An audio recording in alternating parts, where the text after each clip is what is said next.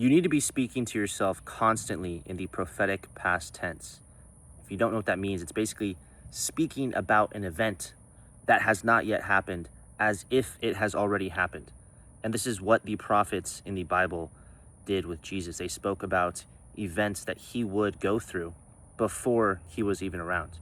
And this is something that I would attribute a large part of my quote unquote success to. I've always been a proponent of irrational self-belief, radical optimism, and just delusionality. I don't even know if that's a word. Being delusional about things and speaking things into existence. And a lot of people will hear the word manifestation, they automatically think, oh, that's woo-woo, that's not real. Law of attraction, that's not real. Visualization, that's out there, man. That's not real. That's not backed by science. Brother, I went to school to be a doctor. I was as science-based as science-based is. All I took were science classes. And honestly, it pushed me further away from science. And I leaned more towards the more intellectual things of academia. I took philosophy classes, mythology classes, psychology classes, purely on my own accord. And the way that this ties back into speaking to yourself in the prophetic past tense is understanding that this game that we're playing, that's life. There's so many different avenues to increase your likelihood of success, whatever that means to you. There's so many levers that you can pull to honestly ensure that things work out. Things will work out if you believe that they will work out. Things will happen if you believe for them to happen. A good example of this, of speaking in the prophetic past tense and its effects, can't remember the guy's name, but he recently broke the world record in the mile time. And he wrote down every single day, I am going to run this time down to the 10th of a second. I can't remember the exact time. I want to say it was like 3 minutes, 48 seconds, 3:48.42. He wrote, I'm going to break this record. I'm going to run this time on this day at this meet. And he called it Project 222. He wanted to run a mile in 222 seconds. And so every single day, he sat down and he wrote out that this is going to happen. I'm going to run this time. I'm going to break the world record. It's going to happen. So by the time he got to that day, he had already experienced what it felt like to break that record hundreds, if not thousands of times, because he went through the repetition. The fastest way to rewire your mind is through repetition. And so if you're going to get brainwashed by everything else in your environment already, why not leverage that to your advantage? Why not make it 10 times easier for you to accomplish something by basically walking yourself through the experience before it even happens? Because your brain, it can't tell what's a real experience, what's a thought experience. It can't. Maybe it can. We can't possibly be able to prove that. But if I think that I'm in pain, likely my body's going to react as if I'm in pain. Like the placebo effect proves my exact point. Like you can tell someone that this pill has medicine in it and it'll cure their fucking disease, even if there's no medicine in it. That's the power of belief. And so you can leverage this. And honestly, I'm just going to keep going. I'm going to keep going. Fuck it, we ball. I'm going to be real with you. This is the second day of making these videos. And I wanted to sit down earlier today and I had an idea of like, okay, I'm going to talk about this one specific thing and I'm going to just tie it into my life and everything. And I did not do that. I waited till the end of the day, as you can tell by the sunset. And I put it off and I spent a lot of time on social media. And it literally ruins my creative flow. And so this video is extremely difficult to make right now. And this is probably for the best though. This is me being vulnerable. And it shows firsthand the effects of just chronic overconsumption. I can make a video and speak for 10 minutes, 20 minutes, 30 minutes, whatever, ramble on about literally anything if I'm in the right headspace, when I'm in the right headspace. And the easiest way for me to not be in the right headspace is to expose myself to everyone else's opinions and just flood my mind with information that does not serve me. I just spent 30 minutes, I think, doom scrolling. I never doom scroll. I literally made a story post today talking about doom scrolling and I got trapped. Like, It is what it is, bro. I'm human too.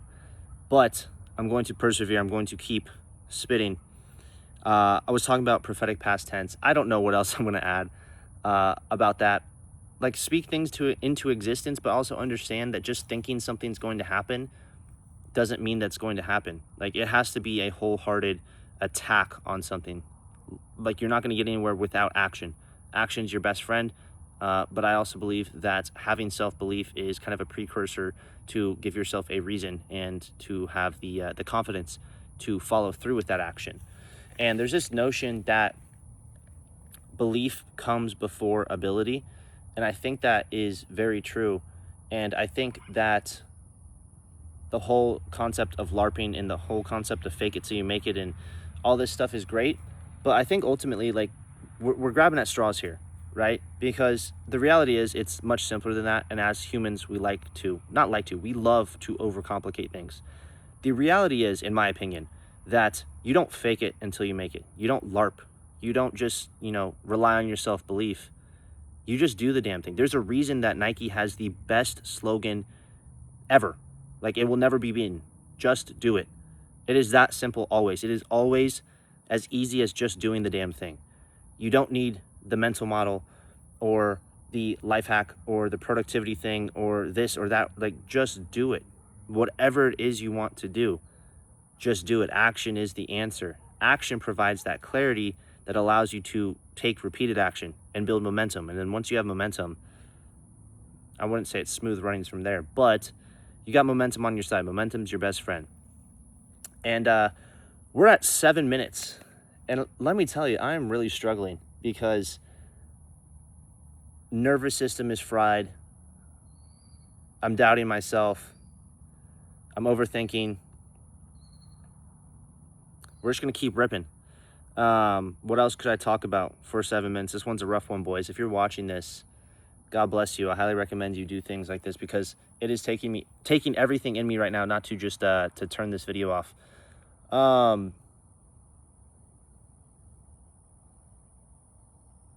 Yeah, I mean, I don't know where to go with this. I guess I'll end it with this. As far as mental clarity goes, the best way to have clarity of mind, which, by the way, is the precursor to everything great in life: success, happiness, fulfillment, relationships, discipline, motivation, whatever.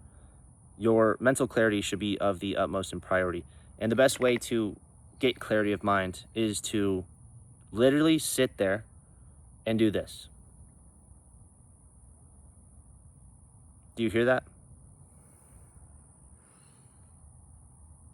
Silence. I'm dead serious when I say this. The best thing that you can do to have clarity of mind is silence. Like, not just read books and go for walks. Legitimately do nothing.